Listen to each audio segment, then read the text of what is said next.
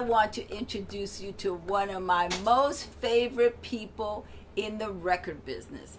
We started out at Casablanca about the same time. I think I came 2 days before him, but I have known him as long as I've been in California. So please help me welcome the amazing Jesus Garber.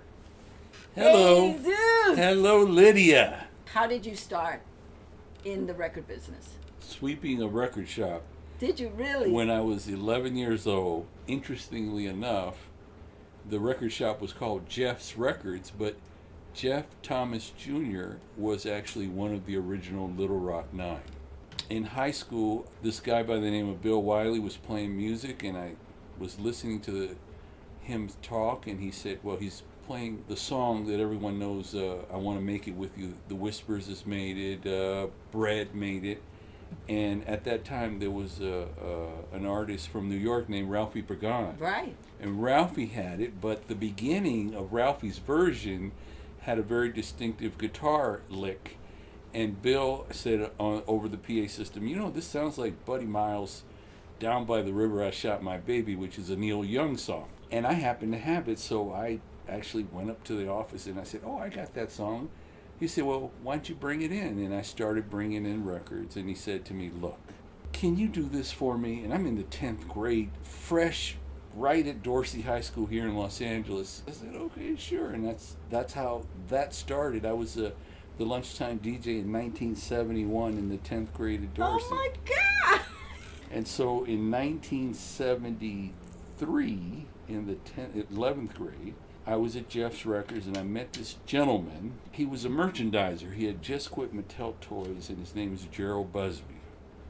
So at Jeff's Records, I told Jheryl that I play music at lunchtime. He says, well, can I come by? And he came by, and he was impressed that all these kids were sitting out on the lawn, the courtyards, and enjoying the music that I was playing. So we had a really great connection, and then by the 12th grade, Jheryl started giving me boxes of records to give away at lunchtime, and I had like a 45-minute lunch there. Jheryl started bringing artists to the school to perform at lunchtime. The student government tried to intervene and said, well, we can make some money off this, and let's charge the kids. And I said, no, this is open for everybody, and we're going to do it for free. And it just really worked out beautifully.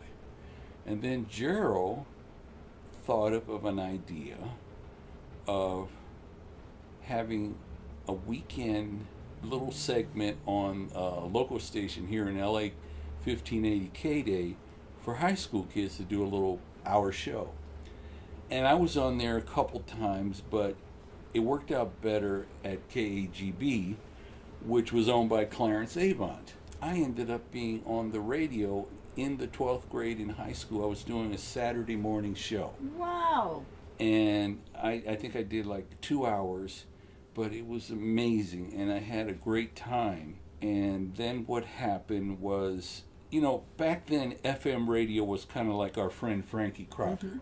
Mellow, smooth. They're kind of like people that are here in LA, the Wave. Right. You know? So here it is, this kid, instead of saying, how you doing, everything's cool, baby, I was screaming and yelling on FM radio, which was like, oh my God, that's what the guys do on AM. So there happened to be this guy by the name of Skip Miller, who was the Western regional guy for Motown at the time. He had just come off a plane, he heard me on the radio, he stopped by, and he said to me, I just wanted to meet you. I said, oh great, it's nice to meet you. I didn't know, you know, and he said, look, what do you want to do with your career? Do you want to have a career in radio where you go all the way, become a music director, program director? I said, Skip, look, I'm just having fun. I don't know. He said, I like that answer. So right out of high school, I created my own company, and I emulated my lunchtime show called the High School Radio Network. So in 1974, when I graduated, I started that, and Motown was my very first client. And then I'm at my mother's house, and I realized that I had 22 record companies paying me $150 a week to distribute and promote records in the high schools, but I got 60 high schools. I convinced them to have a noontime program. Wow. And so the kids would only play the songs I brought. Yes, that you brought them. Yes. Yeah. Jheryl Busby at that time had moved from Stax to Casablanca. And he cut a deal with me that was really great because he says, look, during the summer you got no money coming in. How about if we put you on retainer at $100 a week, so at least you got $100 a week coming in during the summer, and it's like a $5,200 deal. I said, I'll take it. I'll take it. It's great.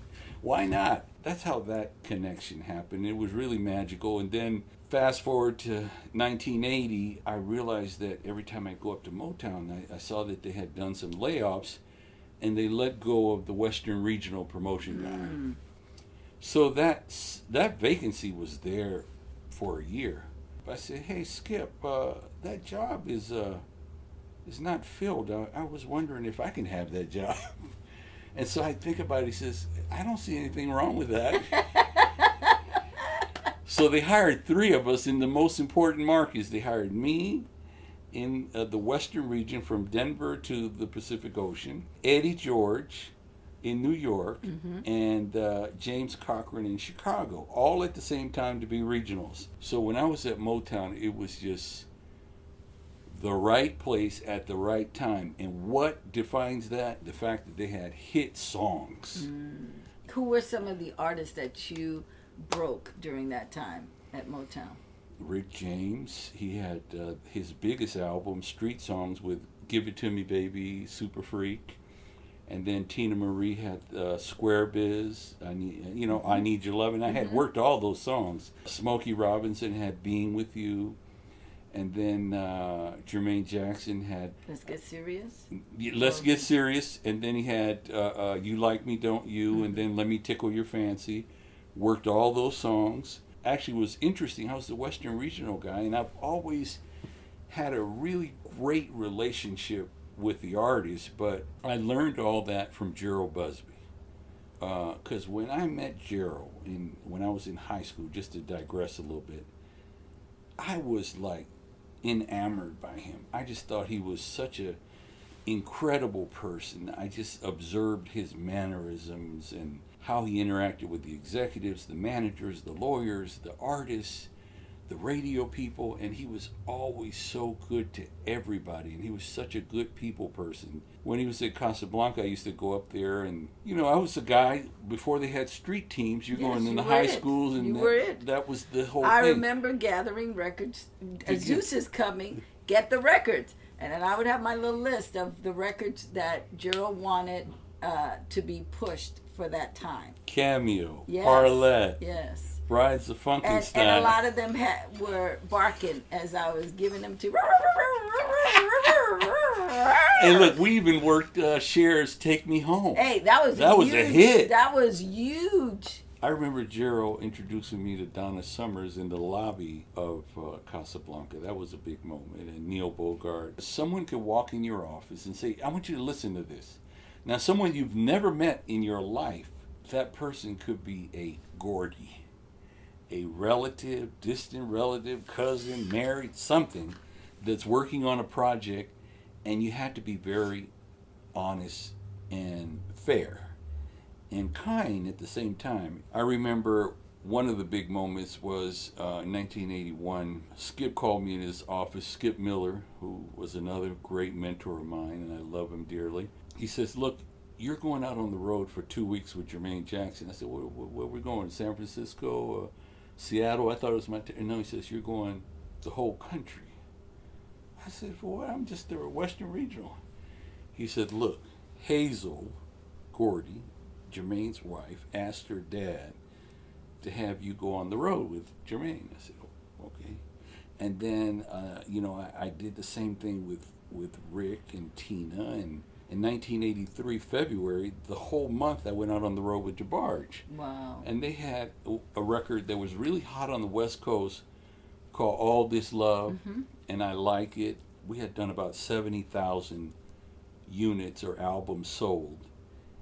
And we went out on the road for the whole month. By the time we came back, the album was gold. Wow. So that means, like, at that time in 1983... 500,000 units? Exactly. Mm-hmm. So it was really exciting, but Skip said to me, look, just because you're out on the road doesn't mean you can neglect the Western region. So we didn't have phones, right. Mobile phones, but we did have one little thing that I loved. I had an MCI phone card.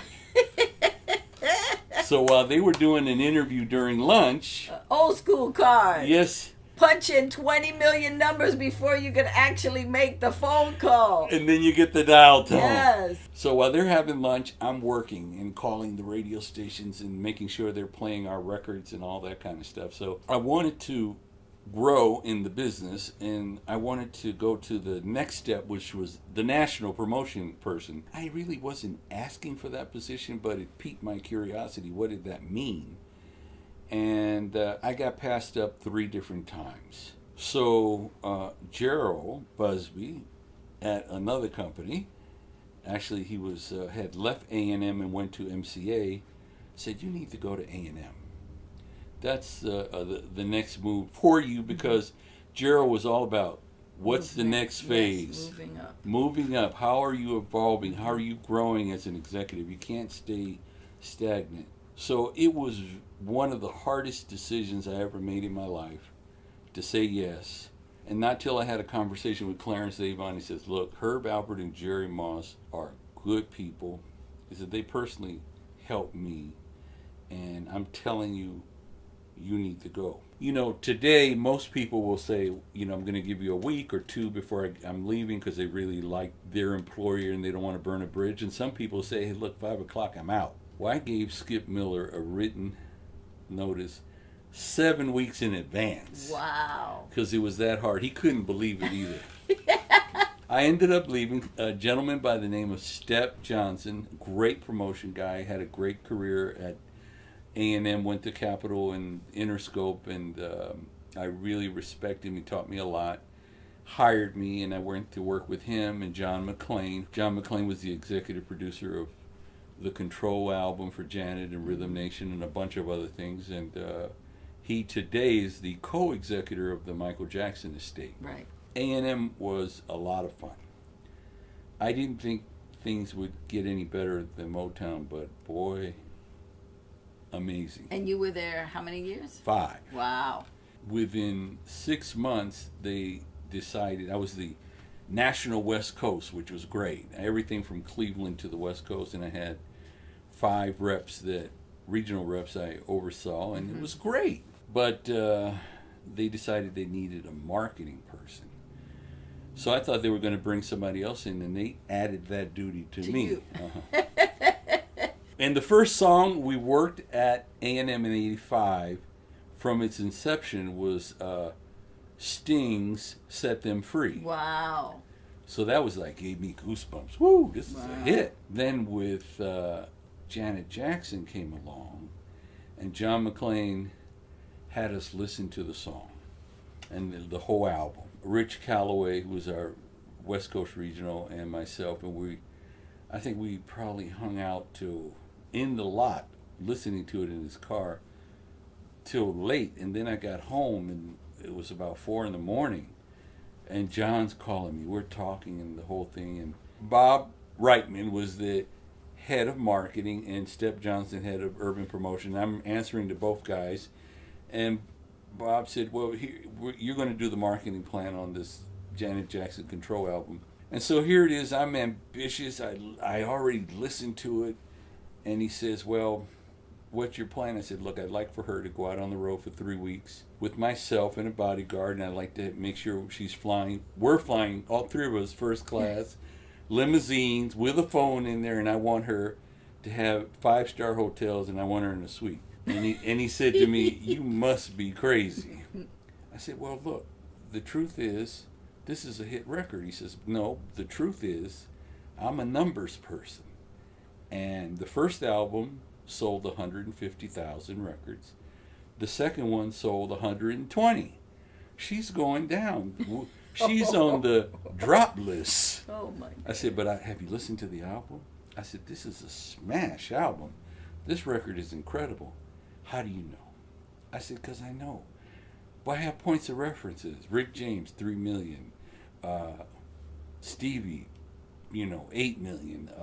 Lionel Richie, Can't Slow Down, 10 million. I know how those things feel. And well, how do you know? What guarantees? So I said, look, DeBarge, we did a gold just in 30 days.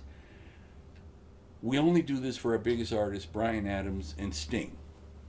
I said, well, listen, I tell you what. If it doesn't work at the end of the tour, when I come back, what if I told you doesn't work, you can fire me. I won't have any recourse against the company. I'll say, bye. Thank you for the opportunity. We went, and it was magic. Because what happened was we made sure that she did pop press, urban press, everything.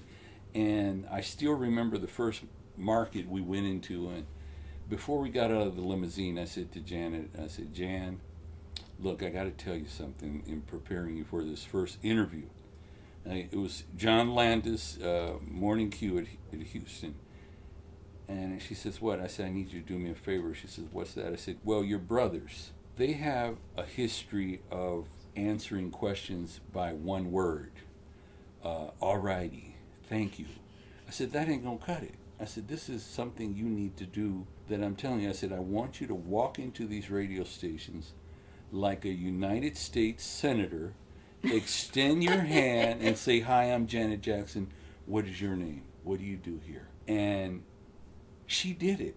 I mean, knowing she was an actress before, she was spot on, and it was electric because people were interacting with the Jackson on a whole different personal level, and she was interested in what they did and thanking them for the support and stuff. And it was just, that album ended up doing 20 million. And do you think you were ready to help her because you saw what happened with Jermaine?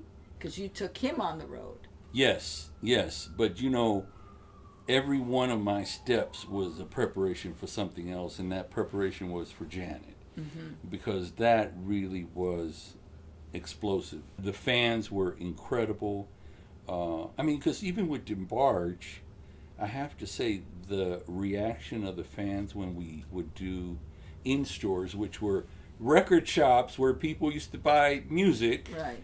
I know you guys download and stream now, but it was the correct way to buy records because you really supported your artists. The main thing is, it was the closest thing in 1983 with DeBarge as it is to experiencing being in the movie Hard Day's Night with the Beatles, where you have the pandemonium and you're running into the limo, and you got a crowd of 500 girls beating on the windows, screaming. It was, just like... And in-store promotions were exciting back in the day. To bring in artists and have a lot of people not being able to get in and being outside, nothing like it. Absolutely. Nothing like it. It was magic. It was really magic because you got close to the artist. You got a chance to sign get an autograph, take a picture. It was wonderful.